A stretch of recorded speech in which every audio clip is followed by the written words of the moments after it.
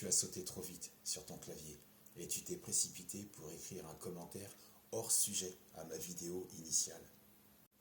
Ah non, tu as écrit 4 commentaires de contestation. C'est trop. Laisse un peu de place pour les autres. On dirait une plaignante vénère sur Amazon. Je parlais de manger des fruits sur une courte période, 72 heures, 3 fois 24 heures, 3 jours, au cas où tu n'aurais pas compris. Et toi, tu viens me parler de régime frugivore. Le régime frugivore est une manière de se nourrir pendant 15 jours minimum, et donc au-delà des 72 heures. Le régime frugivore implique une consommation de fruits crus qui représente à peu près 3/4 de la ration quotidienne. Et le reste est complété par des graines et des crudités, notamment des légumes à feuilles comme les tomates, même si la tomate est évidemment un fruit, radis, concombre, salade, céleri, choux, oseille, etc. Dans un régime frugivore, tu consommes 3 à 4 kilos de fruits et 1 kilo de légumes pour tenter de combler tes besoins. C'est chaud, c'est compliqué. Tous ceux qui le tentent, l'objectif n'est pas souvent atteint. L'échec des régimes doit être compris comme un échec de contrôle cognitif de ton comportement alimentaire sur le long et moyen terme. Tu as tenu comme tu as pu et tu as lâché. Tu as craqué et ça donne des commentaires comme ça. Je ne peux pas accepter tes doléances, je ne suis pas un bureau des plaintes. Il y a même certains frugivores qui s'autorisent à manger des produits d'origine animale comme le poisson ou les œufs. Mais je pense que tu fais allusion au régime frugivore végétalien. Et si c'est le cas, tu es quand même hors sujet. Il faut écouter attentivement et aller jusqu'au bout de la vidéo avant d'interpréter et de déformer mes propos. Le régime frugivore végétalien inclut aussi la consommation aux légumineuses comme les lentilles, les pois, les haricots, les pois chiches, les fèves, et ses dérivés comme le tofu et ou les protéines de soja texturées. S'y ajoute aussi une pléiade de fruits et de légumes, des graines et des huiles.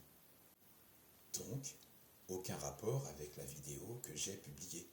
Il y a donc chez toi un problème de compréhension évident. Le titre, pour ma part, semble clair. Mange des fruits 72 heures. Maintenant, si tu fais de la déformation d'informations, d'une réinterprétation qui t'est propre et qui vise à me faire passer pour quelqu'un qui diffuse des informations erronées, je t'invite à élargir tes recherches, car ton travail de comédienne est piètre et médiocre. En ce qui concerne le régime frugivore, car visiblement ça te passionne, son point positif, c'est l'apport en fibres. Mais les apports en fibres doivent être progressifs.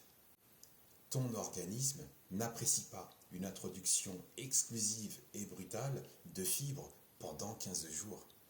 Ça peut générer des inconforts digestifs. Mais bon, tu t'es trompé de sujet. Rien de grave. Je parlais de manger des fruits durant 72 heures. 3 jours, c'est court. Les fruits sont des aliments à faible densité énergétique. L'apport en calories reste modéré. L'apport en glucides est faible, même si tu manges des proportions généreuses. Tant que tu ne dépasses pas les 40 grammes de glucides, c'est sans danger. Puisque les besoins classiques pour tout être humain sont de 200 à 300 grammes de glucides par jour. Si ton expérience frugivore a perturbé ton pancréas, a perturbé ton foie, ça n'engage que toi. Toi seul est responsable de ton corps, de ton organisme. L'excès de sucre industriel, je dis bien l'apport excessif de sucre industriel, peut agiter et chambouler ta flore digestive, casser et ébranler la résistance de ta barrière intestinale, aggraver et intensifier l'inflammation chronique et irriter ton système nerveux. Si cette inflammation ne se résorbe pas et qu'elle persiste, car possiblement alimentée par l'apport excessif en sucre industriel, il se loge dans ton foie. Et le reste, il faut bien qu'il se stocke quelque part. Eh bien, dans certaines cellules de ton cerveau. Sauf que ton cerveau n'est pas programmé pour accueillir autant de sucre industriel. Il n'est pas naturel, il est dénaturé. Il va bloquer certaines zones de ton cerveau, attiser et exacerber les inflammations, ce qui peut contribuer à des maladies neurodégénératives telles que Parkinson et Alzheimer. Mais ton organisme sait accepter le sucre naturel des fruits, le fructose. Du fructose en petite quantité. Personne ne souffre d'Alzheimer ou Parkinson en mangeant une pomme ou une poire. Si tu consommes au-delà de 3 kilos de fruits par jour, c'est que tu cherches des problèmes. En tout cas, ton organisme va te parler. Il va te répondre sévèrement. Et pour Steve Jobs, ce n'est pas lui qui a écrit ton commentaire. Pense par toi-même, argumente par toi-même, car il n'est plus de ce monde depuis 2011. Implique-toi sans mouiller les autres. Ce compte, cette page, a été créée dans l'idée de partager avec respect et bienveillance, et non pas pour encaisser des retours hystériques d'échecs de régimes amaigrissants qui ont des effets iatrogènes. Merci d'avoir essayé de participer, mais cet écart de comportement n'est pas acceptable. Tu es invité à libérer cet espace. À défaut d'avoir trouvé le rouge, pour toi, ce sera le carton rose et que la paix